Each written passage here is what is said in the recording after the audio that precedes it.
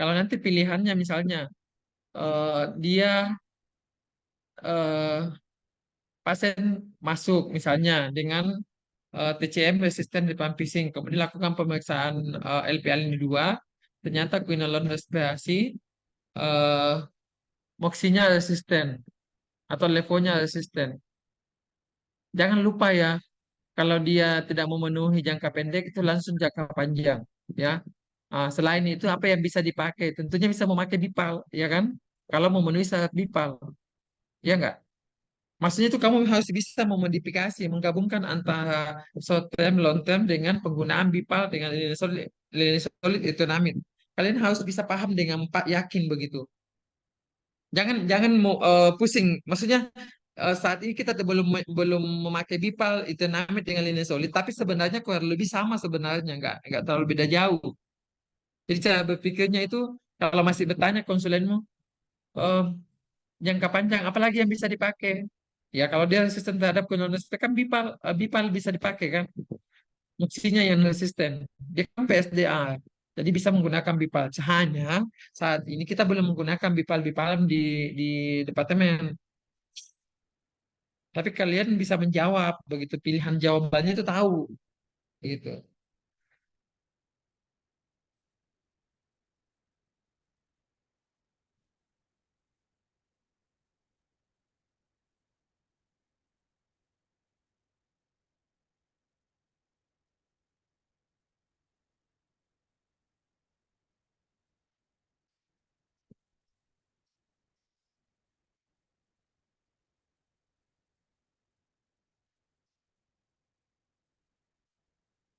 Ada yang mau ditanyakan lagi? Ada yang masih bingung kan nggak? Kalian Tapi ada dok, ada soal-soal kemarin, ah, ya dok, ada kemarin soal soal-soal kami ada soal CBT dok. Dia resisten hmm. INH. Apakah pilihannya dok? Apa? Dia Dia apa? resisten monoresisten INH dok. Apakah Hmm. pilihan yang kami pilih yang tidak ada hanya langsung dengan levo atau eh, tetap yang INH-nya INH dosis FDC tinggi plus atau dosis levo dok? rendah? Oh, kalau yang benar itu adalah kalau ada pilihannya tanpa INH, tambah LEPO itu yang paling benar. Oh Jadi ya. di WHO di kita kan sebenarnya pakai FDC karena dengan perkiraan bahwa eh, bukan yang INH dosis tinggi yang resisten, tapi kalau ada pilihannya tiga itu tambah LEPO itu yang paling tepat. Kan pasti ditanya jawaban yang paling tepat. Tapi kalau Iya tidak dok. ada, ya, tapi kalau tidak ada itu berarti FDC tambah LEVO, ya. Kalau dua-duanya ada jawaban, ada itu, maka yang paling tepat itu yang tanpa INH. Tapi kalau misalnya salah satunya saja yang muncul, maka dua-duanya benar. Iya Kita baik dok. menggunakan FDC karena masih banyak. Sama ada lagi dok soal yang kami pendapat yang kami bingung dok.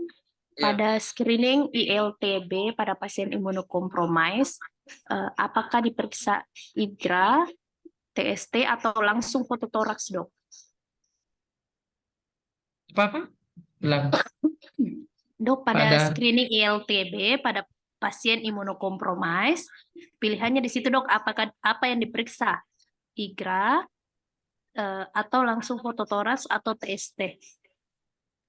yang jelasnya tidak TST, ya. Fototoraks langsung aja, ya. Kenapa demikian? Karena imunokompromis itu sering positif TST atau IgA-nya. Tapi entar, perlihatkan ya, perlihatkan. Ini sebenarnya kemarin pernah diperdebatkan karena ada beberapa yang masih diharuskan tes IGA. Tanta, saya lihatkan ininya bahannya. Tapi harusnya foto ronsen untuk membedakan langsung. Tapi menurut beberapa konsulen, foto toraks itu juga kalau advance dia tidak akan nampak lesi. Tapi setahu saya, eh, pada pasien dengan HIV berdasarkan WHO yang close kontak itu tidak perlu dilakukan TST dan EGA sudah bisa langsung TPT. Berarti memang harus dipoto ronsen untuk membedakan dia aktif atau tidak. Jadi itu sebenarnya ininya. Ya, gitu.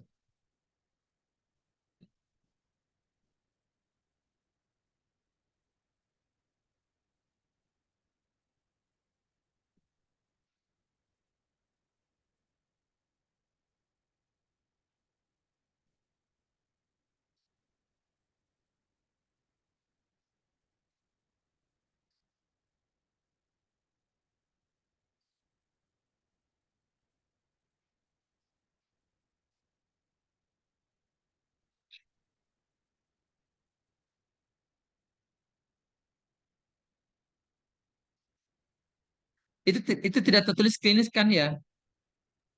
Tidak. Iya, Dok. Tidak tertulis klinis, berarti foto ronsen. Jawabannya foto ronsen. Soalnya di Oh, standarnya WHO langsung TPT. Ya, pasien dengan TB HIV, apa kontak dengan pasien imunocompromised HIV, kemudian ada TB. Ini pasiennya nggak sih? Pasiennya langsung nggak sih? iya, Dok. Pasiennya langsung, Dok. Oke, kalau pasiennya langsung, kita langsung foto ronsen doang. Kan sebenarnya TCM dengan foto ronsen untuk mengetahui ada TB aktif atau TB tidak aktif.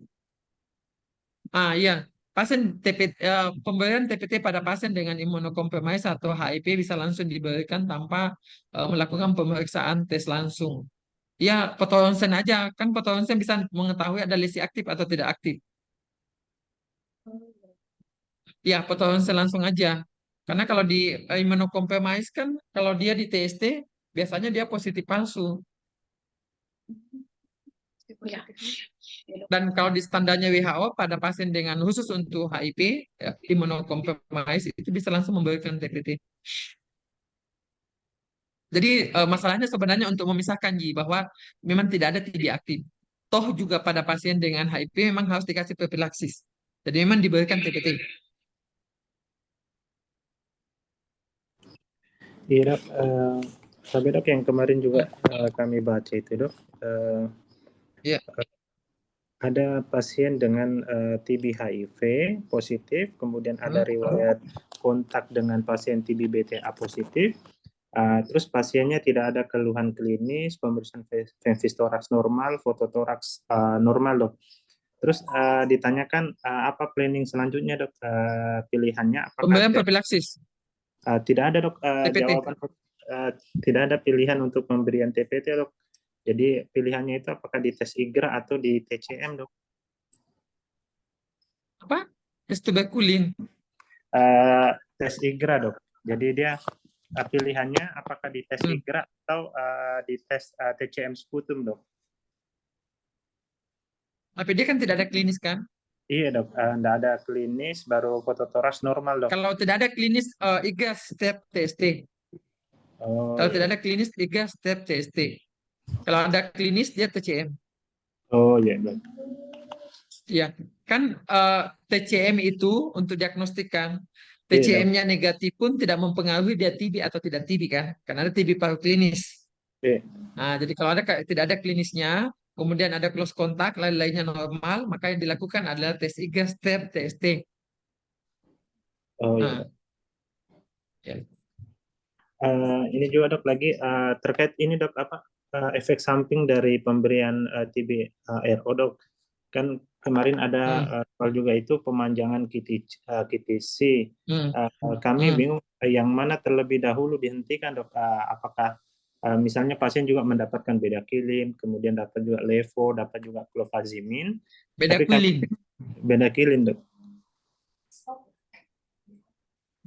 Berarti Beda obat quilin duluan. Berarti obat yang lain tetap lanjut dok atau beda kilinnya disubstitusi dengan grup C dok? Eh, Kalau pada saat pemanjangannya, Iya dok. Pada saat enggak, pemanjangan.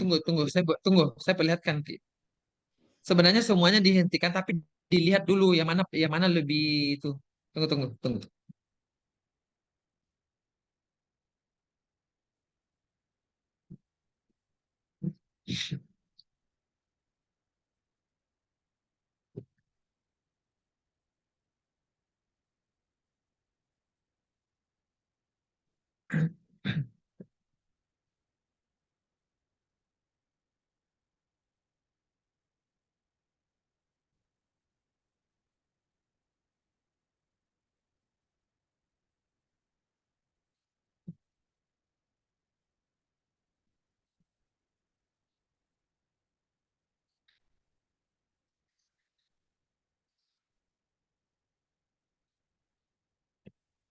Nah, ya. Eh, jadi gangguan jantung pemanjangan intrapakuiti penyebabnya adalah levofloxacin, moxifloxacin, clofazimine, bedaquiline, dan delamanin.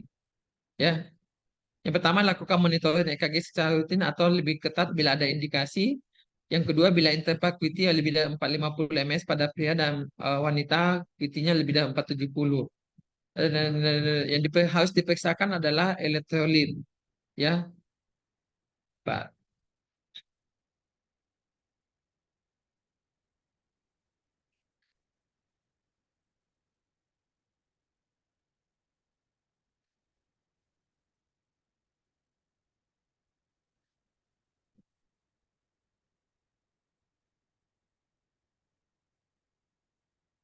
Itu ya. Pak.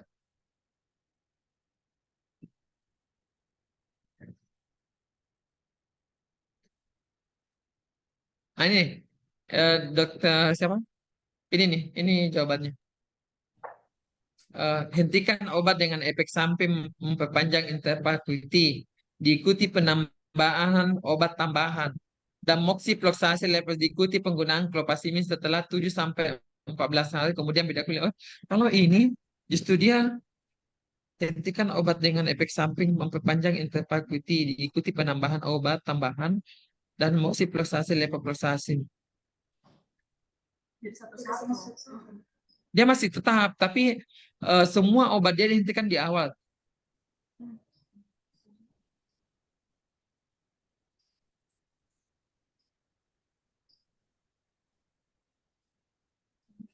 Ini ya, cek elektrolit, cek HB, hentikan obat dengan efek samping memperpanjang interval QT, diikuti penambahan obat tambahan, dan moxifloxacin levoproxacin diikuti penggunaan clofazimine setelah 7 sampai 14 hari kemudian bedaquiline.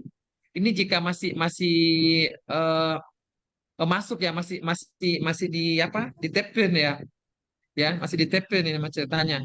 Kemudian ini monitornya sampai normal. QT-nya tergantung nilai QT-nya ada nggak, Dr. Yusuf? Dr. Agus? Tidak disebut, Dok. Cuman Kalau begitu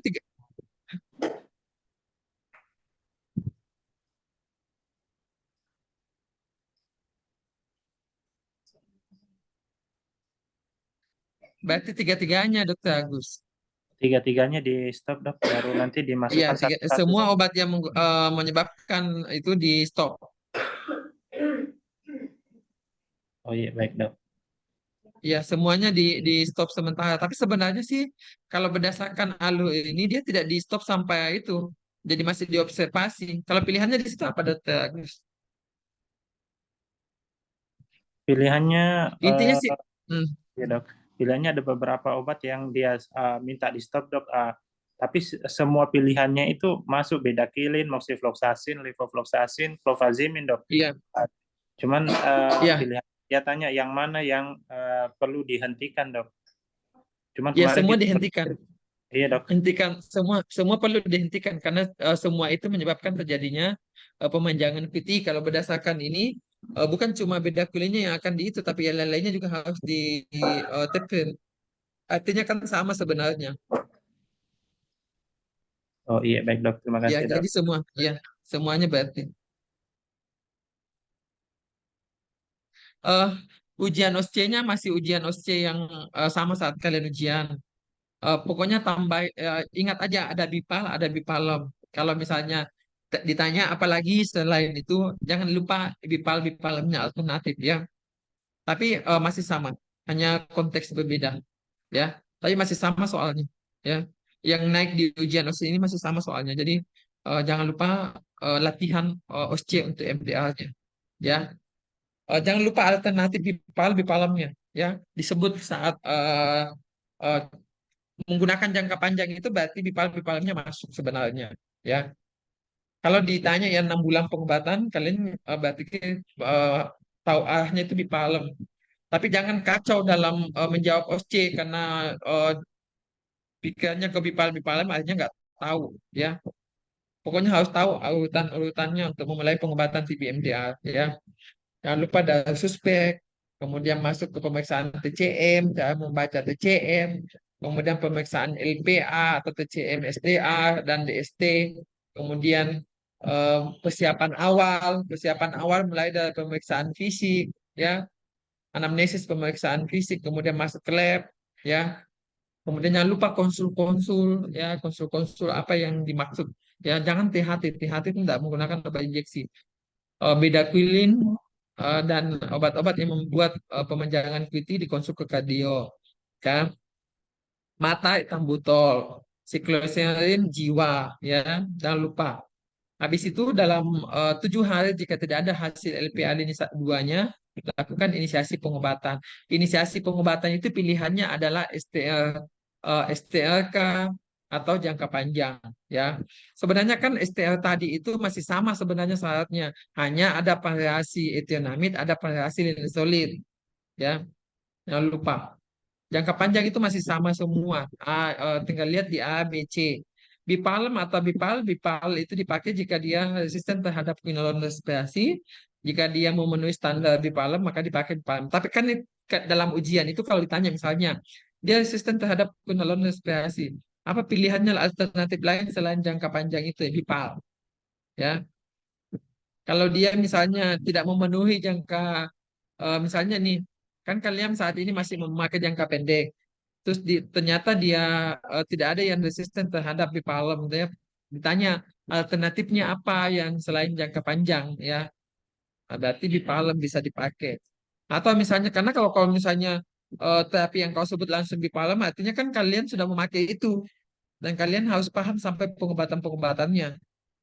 Jadi kalau misalnya memang tidak belum dipakai, itu apa aja yang yang kalian pakai selama ini. Hanya jangan lupa bahwa ada regimen itu tapi belum dipakai di kita. Ya, paham ya?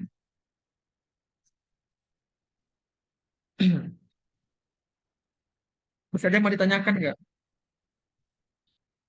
Nanti saya mau intip-intip dulu, saya mau bertanya dulu kalau misalnya eh, ada perubahan, nanti saya kabar secepatnya sebelum tanggal 6. Tapi setahu saya sih baru 2 hari lalu soalnya ininya eh, apa di launchingnya. Jadi kayaknya sih harusnya belum masuk dalam ujian, cuma tetap disebut, kalian tetap tahu ya. Dan tidak terlalu banyak juga yang harus kalian pelajari kalau belajar di palemnya kok enggak. Alurnya sebenarnya kurang lebih sama dengan jangka pendek, jangka panjang sebenarnya. Hanya saja kan ada syaratnya untuk menggunakan Bipalemnya. Itu 6 bulan itu ya. 6 bulan, 9 bulan jangka panjang. 6 bulan itu yang Bipalem, 9 bulan itu yang STR sebenarnya eh, parasilinisolid atau paracetonamid, dan jangka panjang yang menggunakan eh, yang ABC. Bentar lagi. Tapi dok, izin bertanya Oke, lagi dok. ya silakan. Iya, kemarin ada soal juga dok CBT. Jadi ada pasien TBRO memiliki anak usia kurang dari 2 tahun dan rencana diberikan TPT dokter. Ya, Eh, TPT. Iya, kan pilihannya TPT pada TBRO kan levo dengan etambutol dok. Bagaimana dengan anak yang usia kurang dari 2 tahun dokter? Apa diberikan etambutol juga dok atau levo saja? Sama, level dengan etambutul. Tunggu, tunggu, tunggu, tunggu ya.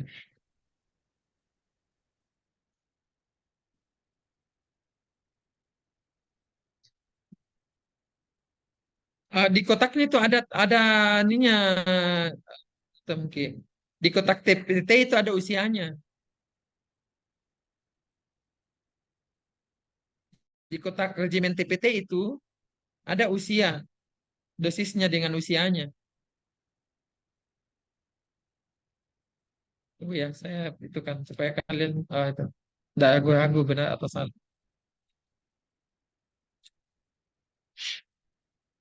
TPT.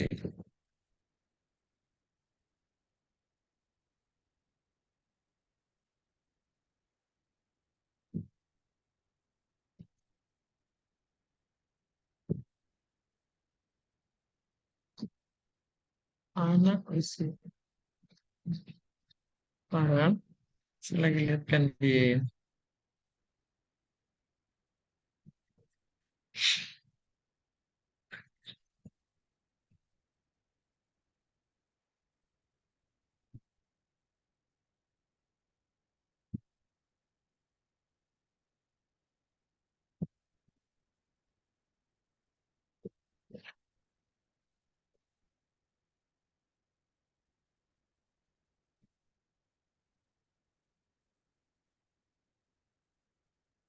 Nah, dokter mungkin saya perlihatkan ya. Kalian harus baca lihat baik-baik di tabelnya soalnya. Soalnya kalau ujian CBT kadang-kala kita ngambil soalnya. Ada nggak? Nah ini kontak serumah semua usia dengan kasus indeks DBRO menggunakan 6 bulan levoprostatin dan etambutol. Terlihat nggak? Iya dokter. Iya. Jadi semua usia ya dok, tidak memandang Iya. usia baik kurang dari Enggak. 2 tahun atau lebih 2 Enggak. tahun. Iya. Ya baik, Ya. makasih dok. Iya benar. Kalau yang tiga-tiganya ini pada TB itu sebenarnya yang mana aja yang ada. Tapi kalau dia TBRO itu semua usia. Tinggal melihat berat badannya disesuaikan dengan panduannya.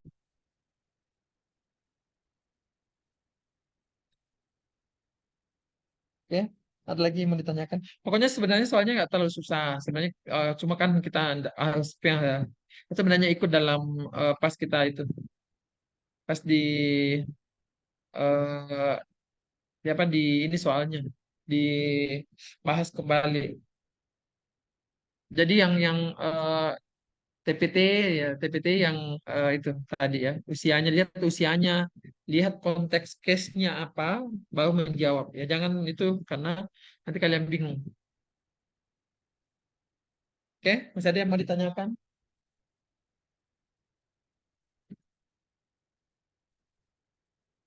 Kalian ujian CBT-nya kapan sih?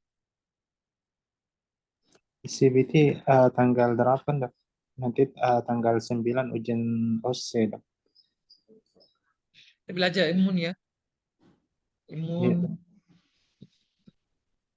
paruh kerja ya untuk ujian CBT-nya. Baca-baca kembali buku PDP ini ya. Iya dok. Kalau ujian CBT itu banyak kan kadang-kala ada beberapa soal baru kan sebenarnya itu harus 75% soal baru. Jadi banyak kan yang tidak naik di OSC dan tidak naik di ujian lisan itu biasanya yang naik di ujian CBT karena kan standarnya adalah kompetensi ya. Iya dok. Izin bertanya lagi satu dok.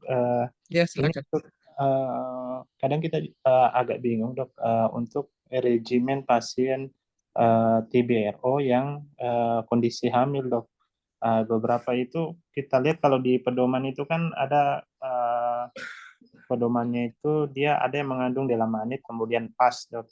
Tapi kalau kita dapat dari center-center lain itu tidak ada pilihan opsi itu dok. Tapi lebih banyak yang dia menghilangkan linezolid dok untuk regimen apa namanya regimen TBRO dok untuk individual pada kondisi hamil. Oh kondisi hamil intinya kalau dia menyebabkan eh tah ya. Tah.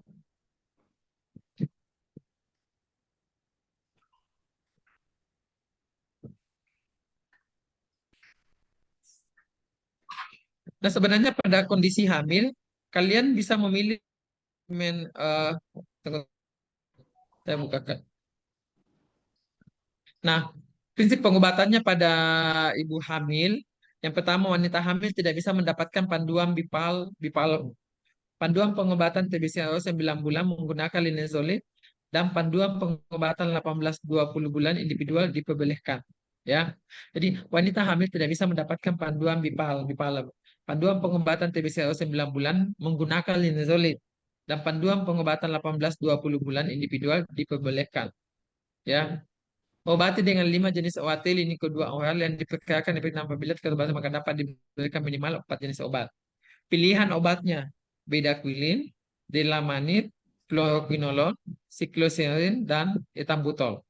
Apabila diperlukan untuk mencukupi jumlah obat efektif maka dapat diberikan pyrazinamide, linezolid, dan clopasimin. Nah, tapi ini pilihan utamanya. Ya, hindari pemberian etonamid dan protonamid. Jelas ya. Hindari penggunaan obat injeksi aminoglukosa. Jelas. Dianjurkan untuk dilakukan.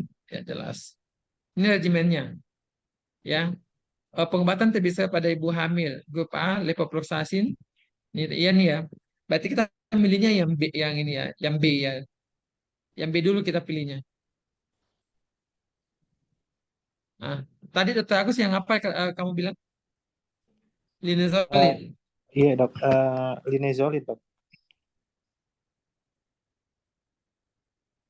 Linezolid kenapa? di beberapa pilihan itu dia hilangkan linezolid, Dok. Ya, linezolidnya sebenarnya soalnya dia ke C. Oh iya, Dok. Tapi kan kalau misalnya kamu mau menggunakan pasien 9 bulan, pasiennya hanya dua, etionamid dan linezolid. Yang mana lebih Iya. berisiko etionamid? Makanya dia menggunakan linezolid. Tapi kan kalau kamu menggunakan jangka panjang individual, ini kan untuk yang 9 bulan, ya kan? Kan ada yang 18 sampai 20 bulan untuk individualnya. Kalau yang individual, mending memakai yang ini. Ya, kalau misalnya dia memenuhi gitu, kan 9 bulan bisa sebenarnya yang hamil itu. Tapi dia menggunakan linezolid. Nah, linezolid itu kriterianya C, ya kan? Nah, tapi kan etionamid memang nggak boleh masuk. Jadi nggak mungkin menggunakan etionamid, menggunakannya linezolid. Walaupun rekomendasinya adalah C. Kalau yang 9 bulan, Dokter Agus. Tapi kalau yang 18 sampai 20 bulan, ya ini memakai yang aman. Intinya sih tidak menggunakan yang toksik, apa? Yang teratogenik. Ya tidak menggunakan obat yang menyebabkan efek teratogenik. Intinya sih sebenarnya itu. Ya, Iya, baik, Dok. Terima kasih, Dok. ini pilih. Ya, ini pilihan utamanya. Beda pilihan dalam manipulator siklosen etaputol. Tapi kalau misalnya, nah ini kan apabila diperlukan untuk mencukupi obat efek dapat diberikan peroxynilamid, linezolid, dan kolpasimin. Jelasnya tidak ada etionamid. Kalau menggunakan yang 9 bulan, tentunya linezolid. Ya, oke. Tadi yang mau ditanyakan? Ini masih di tempat tidur semua ya. Diskusi-diskusi. Baca-baca soal sebanyak-banyaknya. Baca soal sebanyak-banyaknya. Habis itu saya ada ini kan tinggal beberapa hari. Jadi pastikan berapa hari mau baca soal CBT, berapa hari mau latihan yang itu. Bronkoskopi udah latihan. Jangan lupa Jadwalnya hari ini, nyanyiannya Dok. semua ya. Kalau bisa nyanyiannya kalian ganti-gantian. Jangan kalau belum hafal jangan pokoknya nyanyi lagi di depan temanmu sampainya kamu hafal. Beda itu kalau kamu bisa menuntaskan di depan temanmu dengan, "Ih, saya lupa. Oh, saya anu." Ulangi lagi di depan temanmu. Sampainya betul-betul kamu hafal. Ya, hafal dan paham. Ya, oke. Nanti kalau masih butuh diskusi kita masih ada waktu sih. Kalau masih ada soal-soal yang kalian baca bersama terus masih bingung, nanti WA saya aja. Sebelum Iya, tanggal 6, sebelum tanggal 8. Masih masih banyak waktu lah. Ya kalian harus belajar. Oke? iya, Dok. Makasih banyak, Dok. Oke. Saya selesaikan dulu ya. Nanti kita kalau masih anu WA saya aja. Kalau masih bingung atau bingung dengan yang lain juga WA saya aja. Kalau ada waktu kita diskusi aja. Ya. Oke. Good luck. Baik, Iya, terima makasih Terima kasih banyak. banyak, Terima Dok. kasih banyak, Ya. Dok. Ya. Terima kasih, dokter.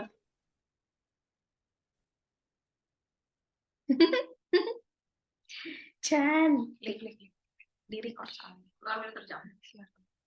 Di record soalnya. Pilihannya bukan ada pilihan ini, toh?